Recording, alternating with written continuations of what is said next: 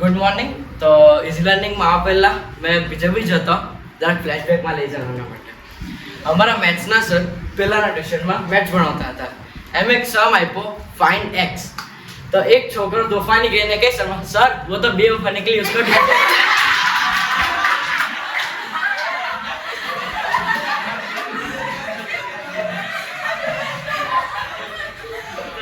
હવે તમારે શું સર સમજાવવું જોઈએ કે આ બધું શું છે એમ.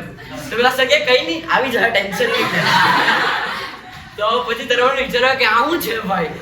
અને પછી મેં 8માં જ્યારે ઇઝી લર્નિંગ સેન્ટરમાં આવ્યો તો મિલન સર લોકોએ બધું ગાઈડન્સ આપી અને કીધું કે આ બધી વસ્તુઓમાં નહીં પડે અને ભણાવ્યું બસ આ રીતના.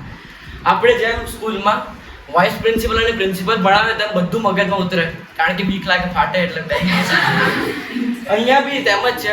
પ્રિન્સિપલ અને વાઇસ પ્રિન્સિપલ મિલન સર અને મુક્તિ મેમ એ જ ભણાવતા હોઈએ છે. અને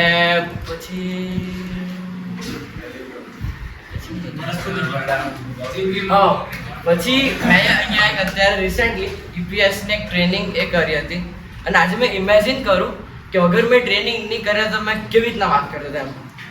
ઇન્ડિયા આપણું પહેલું. આજે બી ઇમેજિન કરું કે ભાઈ કેવી રીતના વાત કરતો હતો બધા સામે.